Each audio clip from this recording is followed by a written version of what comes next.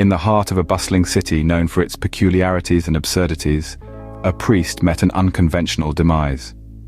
Now picture this: a man of the cloth, decked out in his Sunday best, stretched out in a melodramatically comedic fashion on a busy street corner. His lifeless form added a surprising twist to the usual urban hustle and bustle. Emerging from the crowd, an evil nun approached the scene. Her once saintly demeanor had taken a sharp turn into the land of trickery. The angelic halo that once adorned her head had been swapped out for mischievous horns. Her rosary beads, those sacred objects of devotion, had been replaced with a string of miniature handcuffs. Quite the transformation, don't you think? With a devilish smirk playing on her lips, she looked over the unusual tableau before her. The priest's untimely exit had been her doing, and it was clear that she was far from finished. She had a taste for chaos, and the city was her playground. With a wicked grin, she surveyed the scene, contemplating her next mischievous move.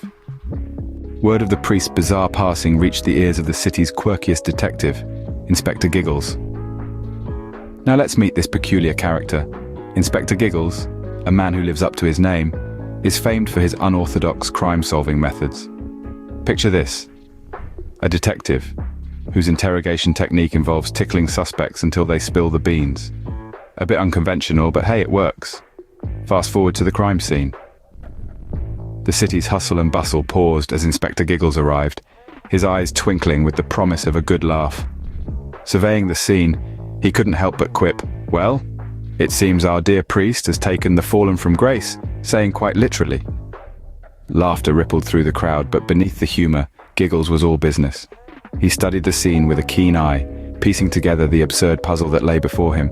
His mind buzzed with questions. Who would want to harm this priest? And why such a dramatic send-off? But Inspector Giggles wasn't deterred. He was on the case, ready to sift through the laughs and gags to find the truth. He was determined to get to the bottom of this holy hullabaloo. Meanwhile, in a tranquil suburban neighborhood, the daughter of a notorious fake psychic stumbled upon her late mother's collection of mystical paraphernalia. Among the relics was an old Ouija board labeled as seen on TV, but not really. Curiosity piqued. She decided to give it a whirl, unknowingly summoning a demon with an uncanny knack for slapstick humor. As the planchette darted across the board, spelling out ludicrous predictions of rogue garden gnomes and a sudden influx of rubber chickens, she found herself chuckling at the absurdity of it all. Now, let's switch back to the city, where a group of friends had gathered to pay their respects to the fallen priest. In a twist of irony, they decided to contact him through an exclusively haunted Ouija board from a novelty shop. As they gingerly placed their hands on the planchette, it started to move, spelling out absurd messages like, "I'm haunting the heavenly buffet," and "Tell Sister Chuckles I owe her a heavenly high five." Little did they know, they were having a punchline-filled conversation with the priest himself. Unbeknownst to them, they'd summoned the spirit of the priest himself, who had a knack for slapstick humor even in the afterlife. So it seems our priest's comedic spirit continues to live on, proving that even in death, comedy is the best medicine. Meanwhile, Inspector Giggles followed a trail of oversized clown shoes and whoopee cushions to a hidden lair beneath the city's comedy club. The detective, with his signature chuckle, couldn't help but marvel at the absurdity of it all. The lair was a chaotic blend of the sacred and the silly, filled with religious artifacts repurposed for slapstick humor.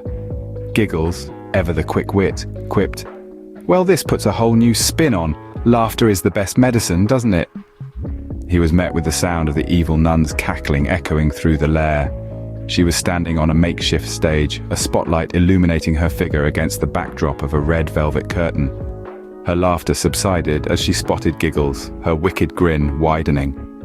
"Inspector, I didn't expect you to be a fan of my stand-up routine," she taunted.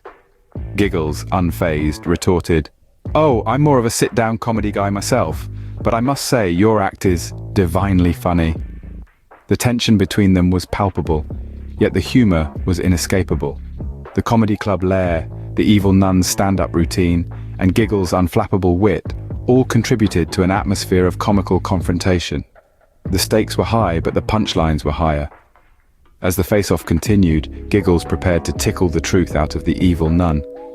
But, just as he was about to make his move, the nun sprang a trapdoor, leaving giggles hanging in midair.